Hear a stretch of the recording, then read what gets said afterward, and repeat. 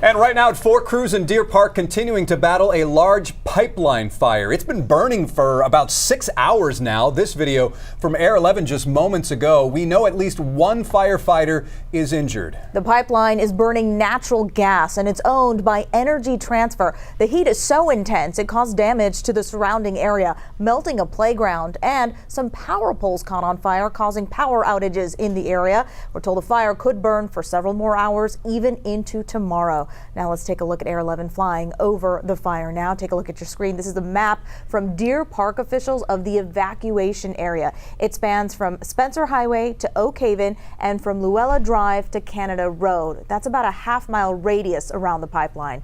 Police are in the area to direct drivers around those road closures. All right, and for people who live there or around the area, what did they do next? Well, there are 3 shelters for those affected. They are the City of LaPorte's South Sports Center on South Broadway, the City of Deer Park's Jimmy Burke Activity Center, and lastly, the Faith Bridge Church. That's on Center Street. Evacuees with animals should call the LaPorte Animal Shelter. We do have live team coverage with Troy Kless in the Brook Glen neighborhood and Victor Jacobo with more on what officials are saying. So Troy, we're going to start with you. You've been speaking with residents all morning, many of them very much on edge and very emotional about that pipeline burning so close to their homes.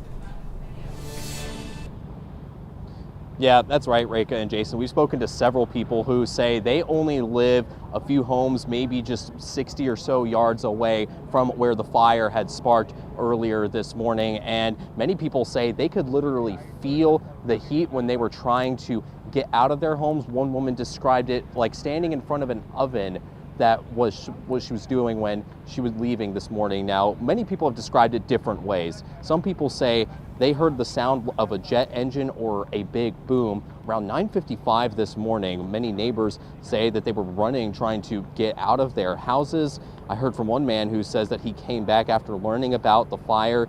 He didn't have a key, so he had to break into his own home to get his pets out, but he said one cat was left behind. Now, one woman I spoke with says that her family, including her young nieces and nephews, were inside their home, which is about 3 or 4 homes away from the playground, which you've seen has since burned. This woman, Savannah Lee, says that she's probably going to get a hotel this evening since the fire, like you said, could be burning through tomorrow. And she told me that she was traumatized by what happened this morning. You know, I hear a big boom, and then I felt the house shaking. I was like, what was that? So I immediately ran out of my bedroom, and everybody's like freaking out. I looked out the window, I ran downstairs, I opened the front door, there was this fire, and I seen the fence was on fire. And I was like, we gotta go. I called my neighbor across the street and I tell her, hey, we gotta go, the house is on fire, and there's an explosion right next to the playground, and that's when people started evacuating.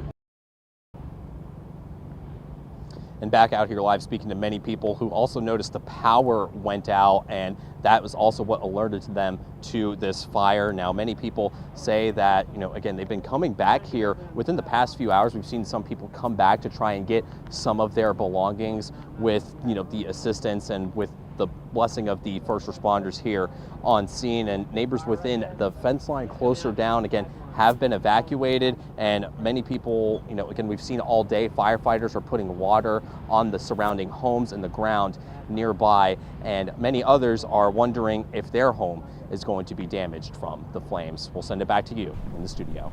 All right, Troy, thank you. Right now we know who owns the pipeline, but officials are still looking into the cause of the explosion and fire. Victor Jacobo now joining us live from the Deer Park Police Department. So Victor, what are they saying there? Yeah, authorities say they do not want to speculate right now on the cause of this pipeline fire. They say that their immediate concern is that this fire extinguishes soon and extinguishes safely. Officials spoke at a news conference here at the Deer Park Police Department a short while ago. They said it will take several hours for this fire to burn out on its own. It won't be until then that efforts for further investigation will take place. The pipe belongs to Dallas-based Energy Transfer. Officials were asked about a passenger car that was seen in the area near the fire and if it had any impact. Here's what Deer Park Mayor Jerry Moon said. We're not going to comment on anything pertaining to the investigation. It's very early in the narrative, so the car is there. We know the car is there. We're not for sure in any aspect, so we're not going to speculate on that until we have an opportunity to really lay out what occurred, and it'll all be done after the fire is put out.